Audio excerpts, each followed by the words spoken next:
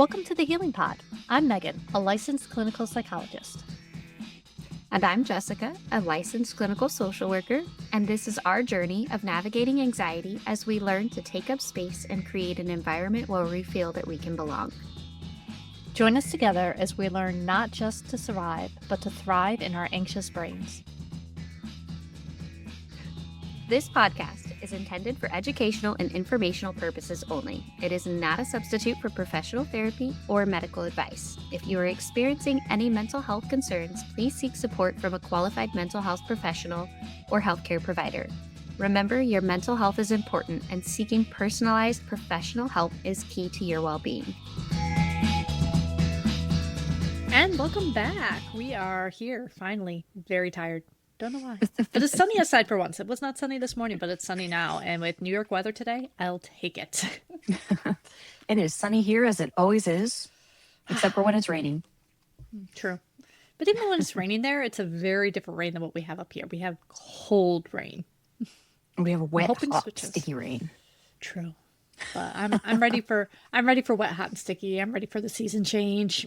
I know it's trying. It's trying. It's just not the best. So close. Almost there. It is. You can see it. You can feel it in the sun. And it's going to rain the rest of the week.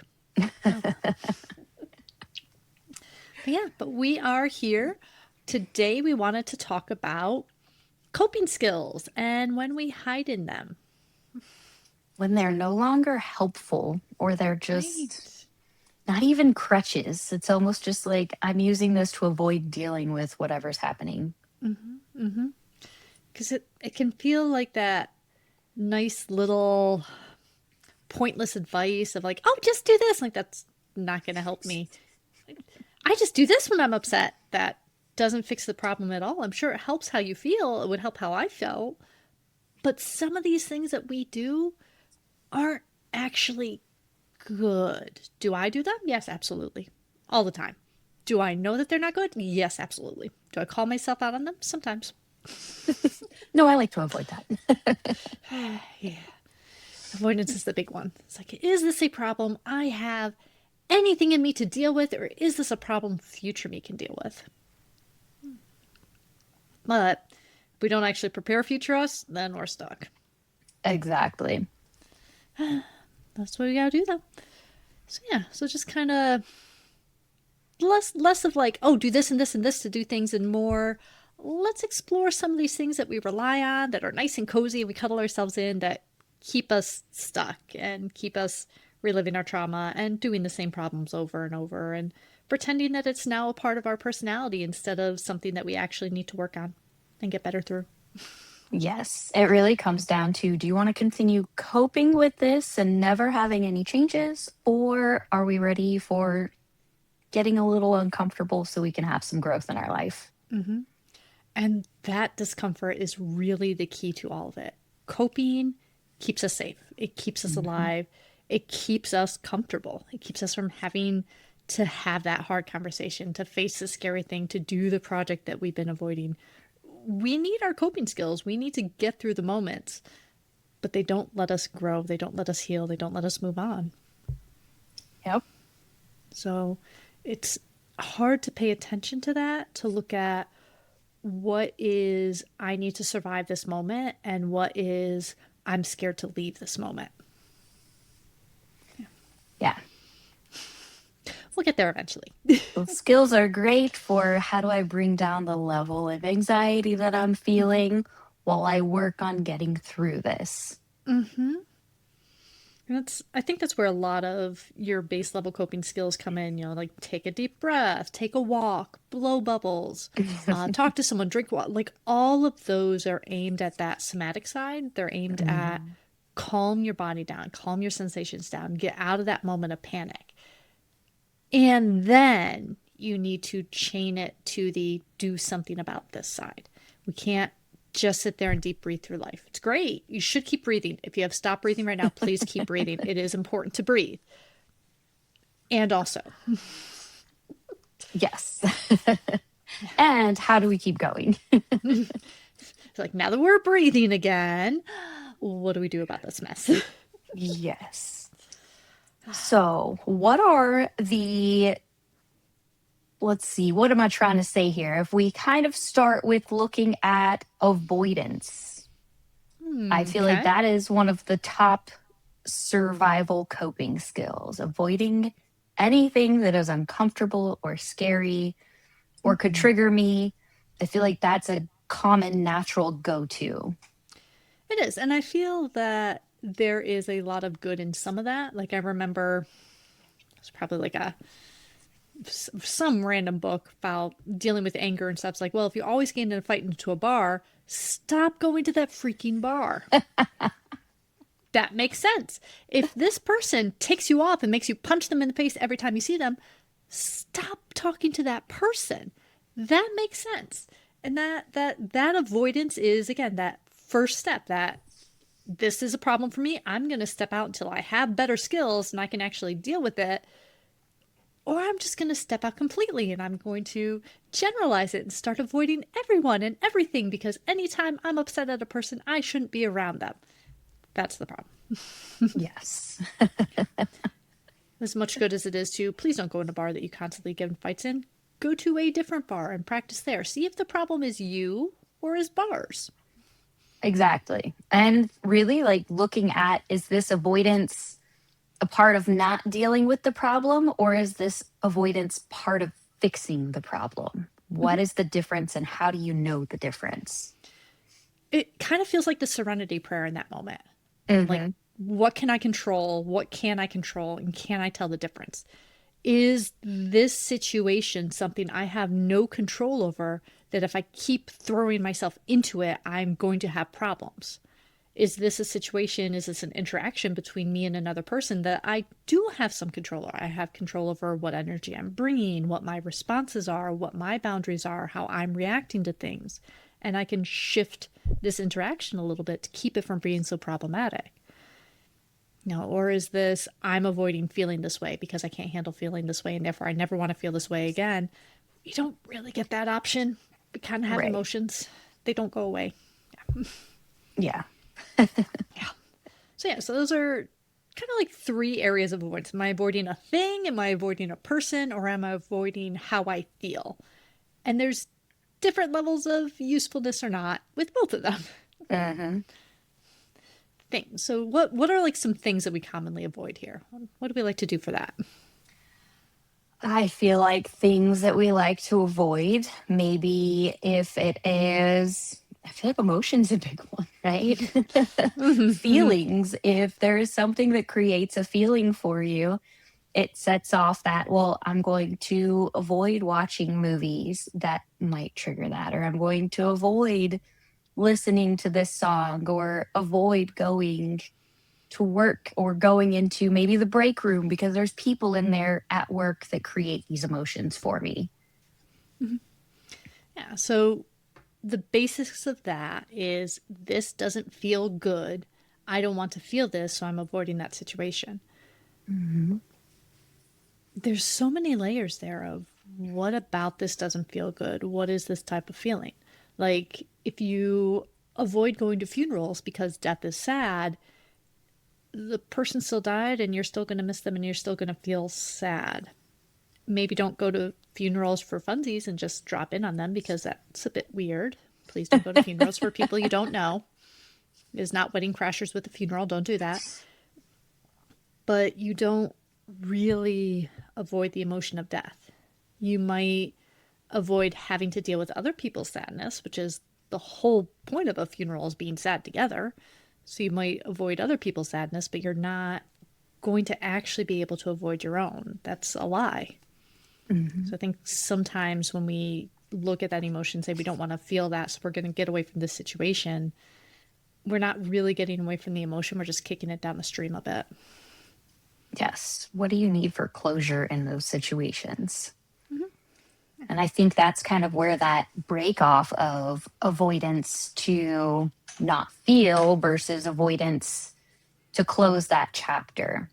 Mm-hmm. What is it that gives you closure in this moment? And it's not always something somebody else can give you. And it's just figuring out, what do I need to be able to say, okay, I'm ready to let this go and move forward. And sometimes a situation, a funeral, any type of gathering like that isn't necessary for you to move forward. If you have nothing else to say, nothing else to connect to other people with, if it's no, this chapter of my life is done and these people are not healthy for me, they're not safe for me, I'm not going to be around them anymore, not showing up makes sense. Not showing up to this community event that is about connecting with people and sharing grief, sharing these deep, strong emotions that are not that pleasant. If they're not safe people to do that with, avoiding that situation makes sense. Avoiding the emotions does not. Avoiding trying to get that closure does not. And I think that's kind of one of those differences there. Are you staying out of a situation that is not healthy, or are you staying away from a feeling that you're feeling anyway because you think you can run faster than your brain? Exactly. We've all been there. We've all tried to run faster than our brain, be it actually running or doom scrolling or platinuming a new game, whatever it is. We've all been there. It doesn't work. Wherever you go, your brain is there. Videos. I like me some TikTok reels. Those help turn my brain Oh off. my gosh. So much so. So much so. Yeah. It is. Like it's. So avoidance will keep you stuck with your feeling because you never process through it. You never get to the other side of it. You never think through it. Every time you look at that thing that reminds you of your feeling, you pick it back up. And that's like when we have people with PTSD, that's a huge thing. You have to do the exposure part of PTSD. You have to do some form of exposure. You can't just say, all right, never look at that scary thing again. Just like I can't tell you not to think about a giant pink elephant. It doesn't work that way. Right. Yeah. And unfortunately, our dreams are always still there too. So if you don't face it and deal with it, maybe you don't see it in your daily life, but those nightmares still show up and you don't have control over those unless you start facing what is impacting your psyche. Brains definitely love processing unclosed things in dreams and nightmares. It's one of your favorite things to do. Especially when you get the repeated ones, that's usually what's going on. Right. Yeah. Yeah. Might be time to manage this. Maybe. And that can mean a lot of things, but it starts with acknowledging that it's uncomfortable. It's going to be scary. It's going to be sad. It's going to make you angry. It's going to bring up things that you don't like feeling. And there's a purpose to it. You're not walking into a situation because I have to deal with that. Yeah. You know, like if you know the certain bar down the street from you has people snorting cocaine off the end of the counter and it just makes you uncomfortable, but you feel like you really should deal with that and build a deep... That's not like a you dealing with thing necessarily. That one, I wouldn't go back to that bar at all. Quite possibly. Might be worth avoiding that one. Yeah, that's a situation that's out of your control, that's not actually related to you. That's okay to avoid because it's not you.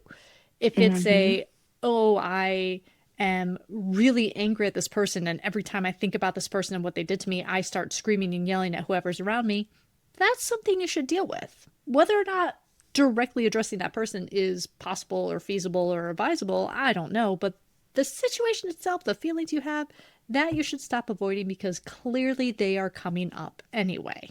Right. Yeah.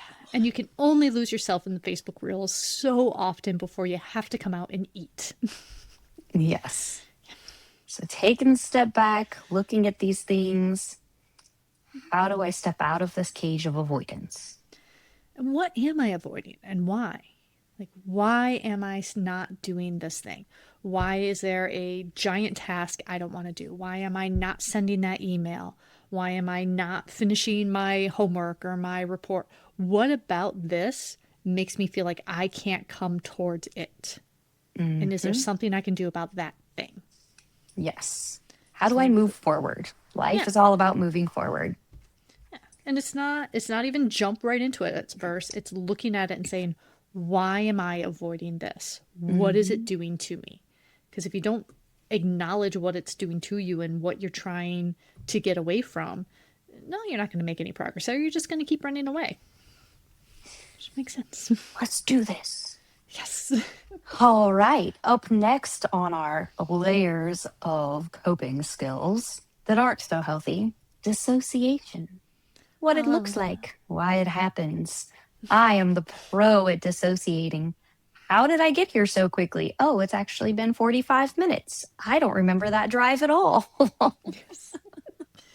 And it's dissociation can be that second level of avoidance where your emotions you're trying to get away from are so strong, your brain just nopes out of existence. And it'll come back, but it just nopes away. It can be that. It can be, I'm so tired. I'm just gonna take a mental break. I am tired on a cellular level. My soul is exhausted. Mm-hmm. Yeah. And it is a very much protective thing that can get really bad. We have dissociation, like you're saying, just how did I get here? Driving down a highway, people dissociate all the time. You know your path, you know where you're going, you can do it on autopilot. You take all the turns and oops, I started to go to work instead of the grocery store because I forgot what day it is. People do that all the time. You have much more extremes where you start to talk about dissociative amnesia or actual lost times or altered identity. Things like that are very much trauma-based, quite usually. And they're the extreme level of what happens if my desire to avoid, if I keep feeding into it and feeding into it and feeding into it and need to step away from myself. Yes. It can be anything from the tiniest little, stepping outside of your own body for a minute, outside of your own brain for a minute. Like I said, with the driving, foggy memory, time distortion, like, wow, that was quick. But then it does get more severe. So it's important to start recognizing the signs. I have people that come to me all the time that are like, I think I dissociated, but I'm not sure. And as we talk about it, usually by the time they realize that's what they were doing, it's gotten significant to the point of, I feel like I'm watching my movie from the outside. Like it's not even me doing it. Yeah, and that's, it feels like your world is unreal, that you're not in control, that you're just not a part of it. And that erodes your sense of connection. It erodes your ability to connect to yourself, to your loved ones, to your activities. You're not present, which means you're not getting the benefits of being present. You're not feeling seen by your partner. You're not really excited about passing your test or enjoying the walk outside. You're not there. So all of the benefits of connecting, existing, experiencing, exposing, you're not getting when you're dissociated. Mm-hmm. And that was, you get so tired, you get so burnt out, you doom scroll through your phone and you're just off in your head and you're not there. And you end your day just as tired and just as burnt out because you never got recharged. You never got the things that you need to come back to. Yeah. So like, it feels like that step of, I'm so overwhelmed. I just need to blank for a bit. I need to take a break, but you're not actually resting. You're not actually getting a break. You need to connect. Yes. Your nervous system is telling you it's time for a break. You're not willing to take a break, so I'm going to give us a break. And a hard reset is useful, but connection is better. You need to kind of zoom in a bit. And that's where a lot of the grounding techniques are huge with dissociation. Name the 5 things you can see, 4 things you can touch, like going through numbers, pick up 6 red things in a row, now pick up 6 orange things in a row. Going through anything to orient yourself in time, space, purpose, and existence. Where is my body end and the world begin? What control do I have over my body? Where can I actually shift my attention?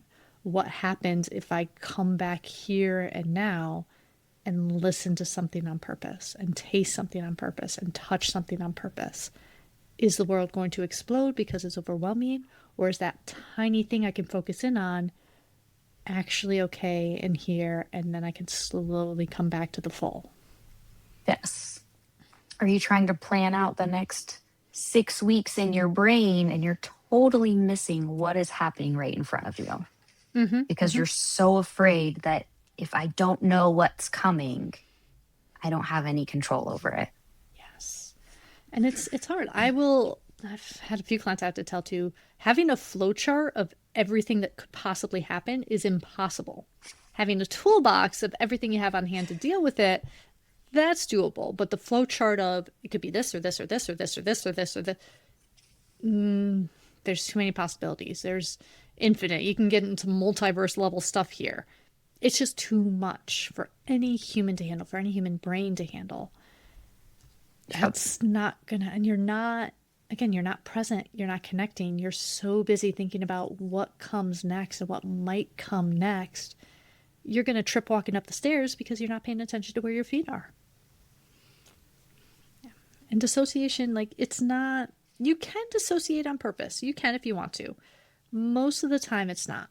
Most of the time, your nervous system just says, nope, this is dangerous, and goes away.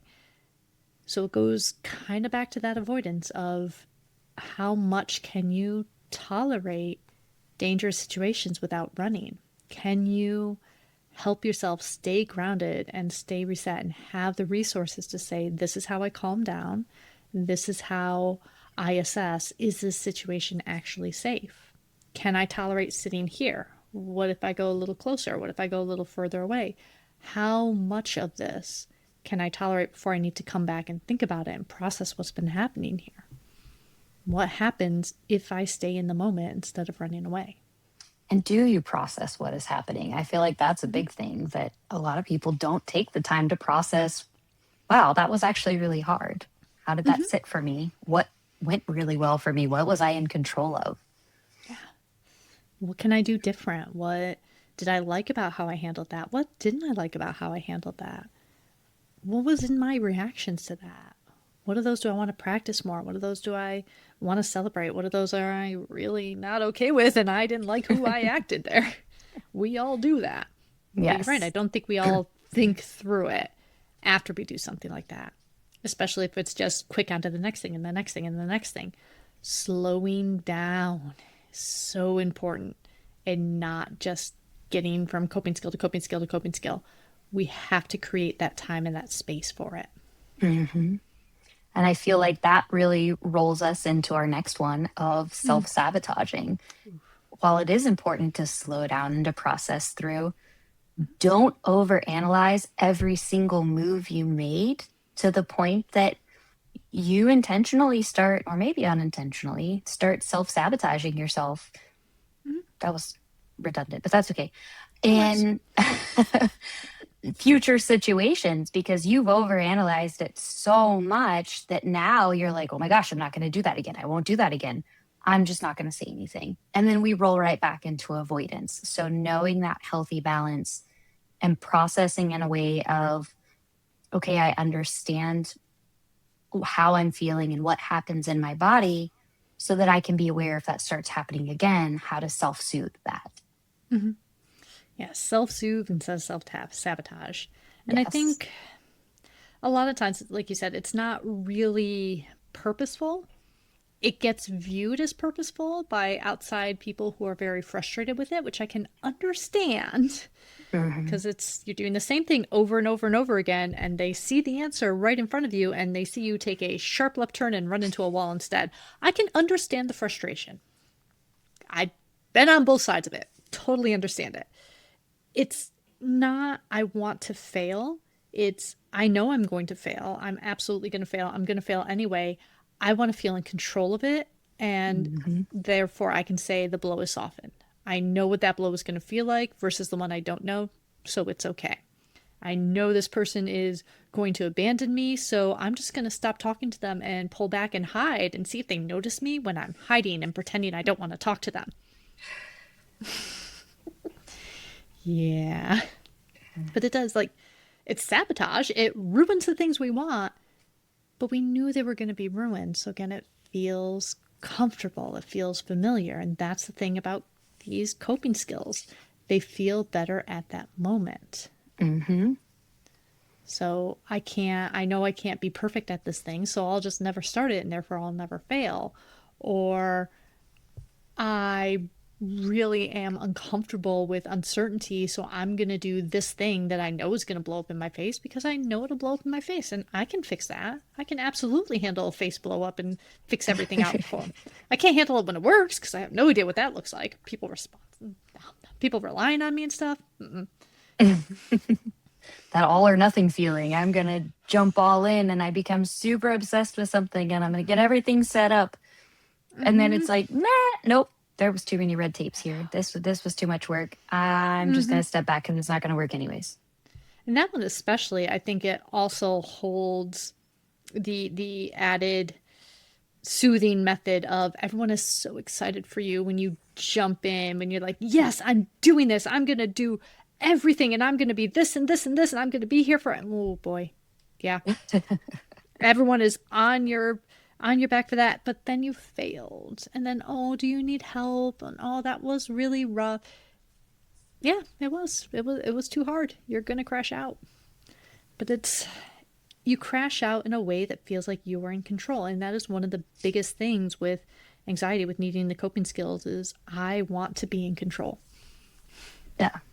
I don't know what it's like to just accept that things happen and that this is a world and that I have to just kind of roll and decide my place in it. I want to be in control. I want to make it blow up because then I know it's going to blow up. Yeah. And it gives you that short term, okay, I don't have to worry about this anymore. But what are the long term consequences for that? How is that going to impact your future and your ability to do more in the future when you do start to realize, oh, wow, I've really blown things up for myself for a little too long here. And now I don't have the tools that I need to move forward because I threw those away in this self-sabotaging period.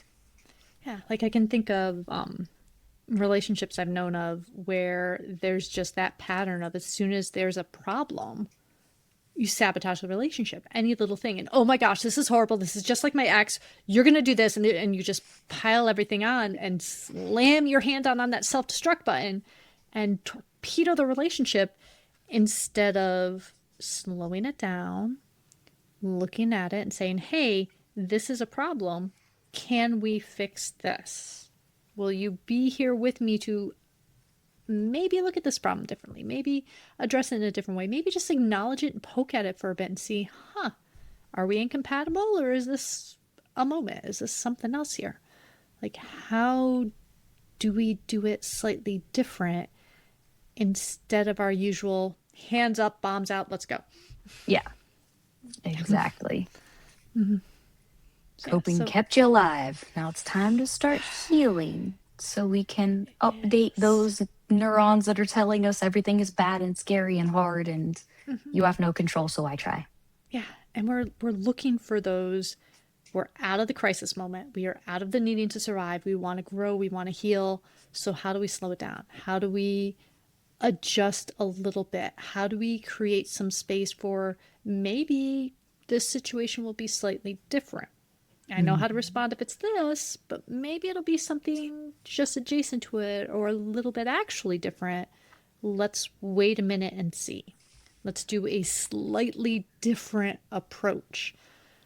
Okay, my wonderful crash exercise plan failed. Let me restart.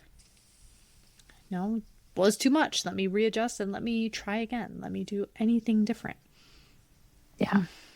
Baby steps. And just because it wasn't perfect the first time you attempted to make a change in your life doesn't mean you failed or you're incapable. It just means you got to keep trying because it's new. We are sciencing this shit, and science means you're gonna make mistakes. You're gonna have hypotheses and disprove them. You're gonna need to retry the trials. You're gonna have to look for the biases. We need lab coats. Come on, people. Yes. Pretend that this is where you can dissociate. You are outside looking in, writing your own story. How do I fix this person's life? Because we know everything for everybody else. We just can't fix it for ourselves. Absolutely. We got some great advice. We can sit there and say, they should have just done this, this, and this. And then we have to come back in our life and we have to try to do this, this, and that and see, okay, what did it do? Like, we can really understand the coping. You sit there and you look at the trauma as it happened, and you look at some of these horrible situations and these moments. You're like, yeah, I would dissociate too. You kidding? My plan, if I am ever in a horror movie, I'm going to pass out and fall asleep for the whole time. You're either going to kill me or forget about me. I don't know which, but I'm not being a final girl. I'm taking a nap. Mm-hmm. Good with either one. Absolutely. It's like, I accept my fate, taking a nap.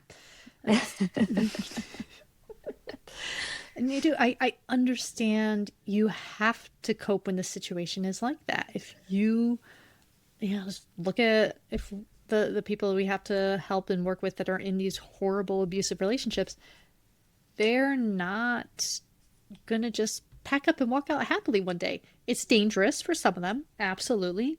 And there's so much that goes on, and there's so many mind twists and dependencies and things to work through. You get it. They have to survive. Once they have survived, then we have to update it to healing.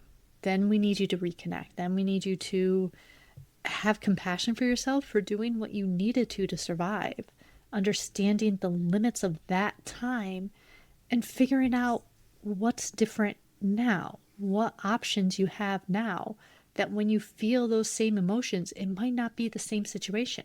It might be. If you're seeing those red flags, maybe you should run out of this new relationship. Run away screaming. That's allowed. But if you're seeing red flags, dogs, not because there's actual red flags, but because you're afraid that this thing is going to turn into a red flag, let's stop for a moment. Let's not run right away. Let's not do the things that we think we have to do. Let's look at it different. Let's point it out. Let's see what their reaction is to saying, hey, I think this might be a problem. Do you think this might be a problem? Can we come up with something else to do about this problem?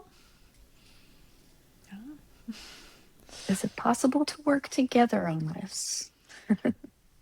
How do they act when you bring that up? Is this their own coping method, or are they open to healing?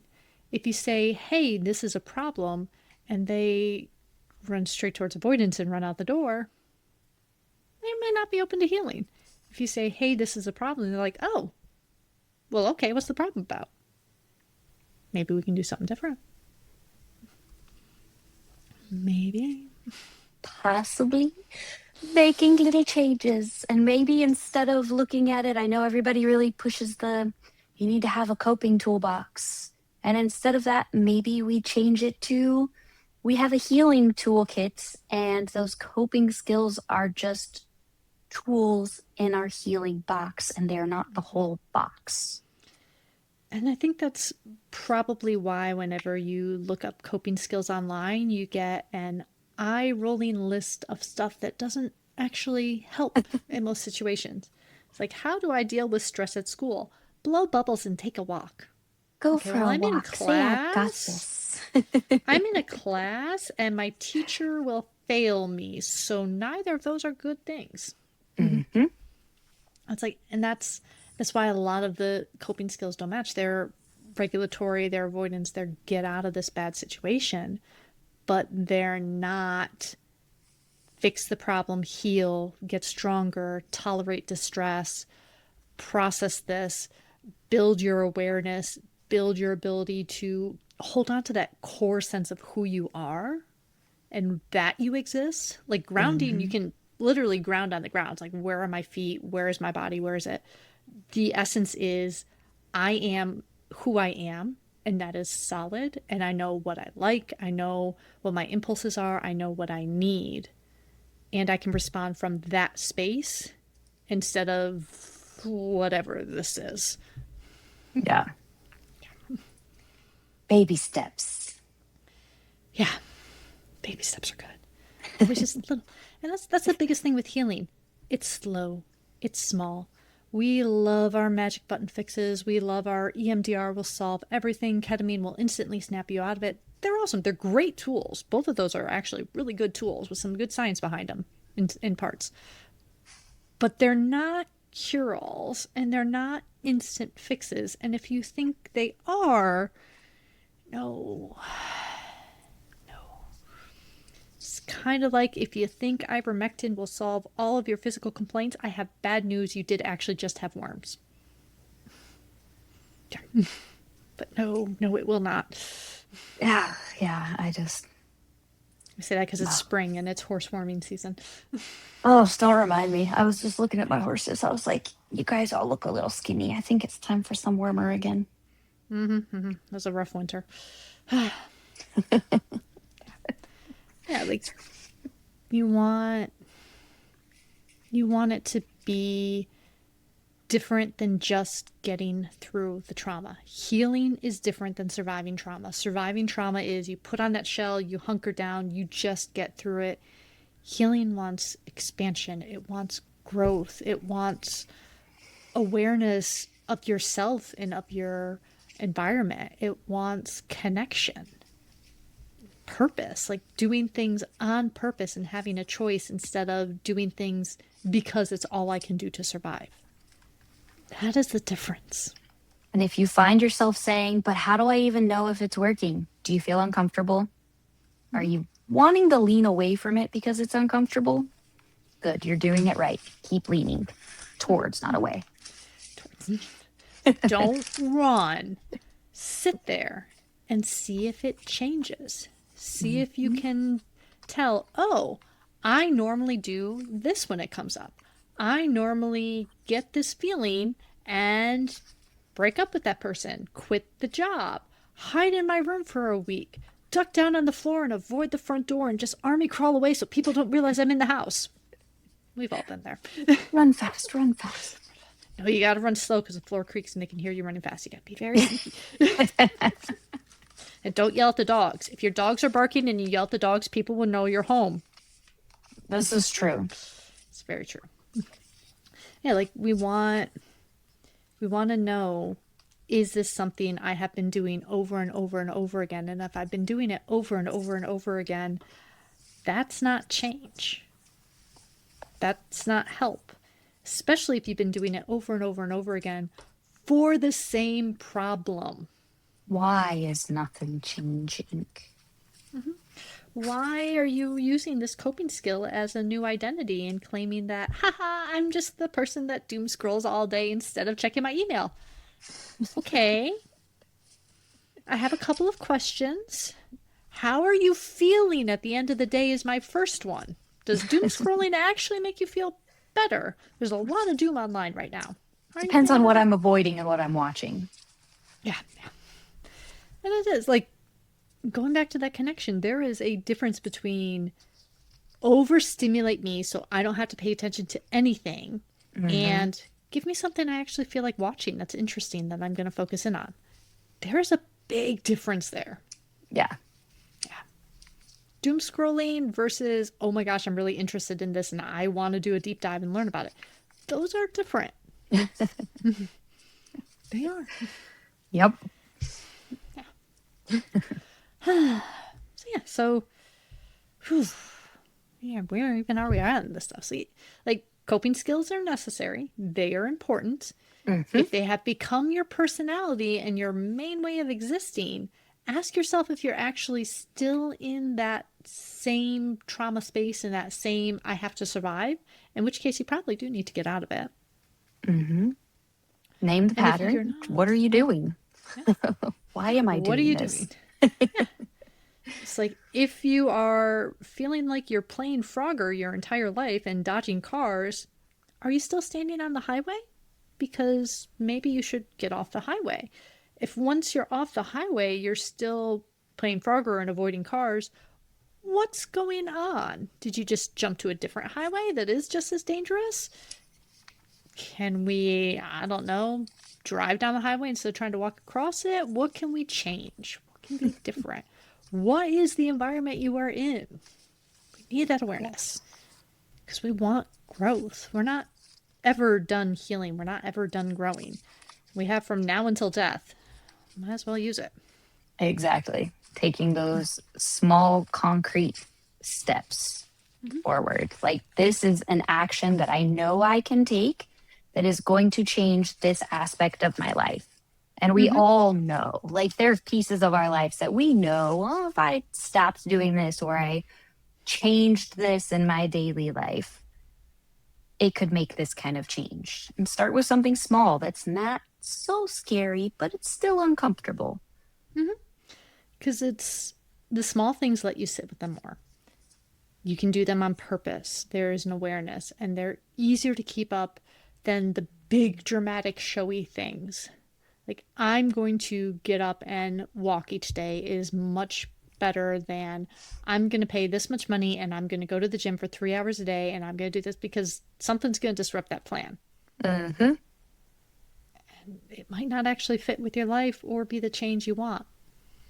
Start small. Small is good. Be aware of what you are doing. What is this pattern? What is this space? Why are you making this change? Motivation is great, but it will not hold, which is why the big dramatic showy attempts don't last. You need the discipline. You need that foresight of, I am doing this to get better, to get healthier. There's an outcome I want from it. Mm-hmm. You have to get to that point. Yeah. So coping is useful. Coping is needed. Coping helps you survive. You can't just survive life. We got to heal and we got to thrive in it. We got to grow. It's the only way to get out of the daily. Groundhog Day is no more once you start making changes. Exactly. It's a great movie, but it's not a way to live your life. Mm-hmm. And we'll get there. And there's definitely lots of support out there. If you are in a crisis situation, if you are in that, I cannot survive this, get some help. Do not do it alone. There is lots of help out there. If someone has told you you're completely alone in the middle of this crisis, they are lying to you. They are full of lies, absolutely lying to you. Just they're full of lies. People will love you. People will listen to you. People will help you. If people have helped you and they're very frustrated because you just keep going into the coping skills over and over again, there are other people that will help you. Possibly even make little smaller, better steps too. Yes, there are options, many options for getting support, whether it is through therapy, through groups, through online support groups, as long as they are monitored. Books, reading, podcasts. Come listen to us. I know. So many options. So many options. And even just doing your own therapy work. Like, there are so many self-help books out there. Some are great, some aren't. Doesn't matter. It matters that you're trying something different and that you're paying attention to, how do I react to this? What does this do? There's not a magic fix. There is not an instant do this once button and everything will be better. But there's a lot of little things out there that you can try. Yeah. Anything else you can think of? I don't think so. Yeah. So we all do it. We all cope. We're doing it now. We're coming to you exhausted because we have had a week of coping and doom scrolling and just getting through. But there's sunshine today. And we decided to be uncomfortable and just do it anyways. And I think it works. Mm-hmm. Mm-hmm. Yeah. So thank you all so much for coming and joining us here. It's always a wonderful time to have you. We will be back in a couple of weeks, but in the meanwhile, if you found us once, you can find us again. We are on Spotify, Apple Podcast, YouTube if you want to see our lovely faces, anywhere where you can get your podcasts. And we are online everywhere if you want to chat with us. Where are we online, Jess? We are on Facebook, Instagram, and TikTok, and we have our wonderful helper from Journey Together who has been consistently posting for us and showing up as our support system. So we are very grateful for her and all of her assistants. Absolutely. And if we can ask for help, so can you guys. So might as well try a little bit, right? Yes. But thank you all. We will talk to you again soon. Till then, take care. Bye, peoples. Bye.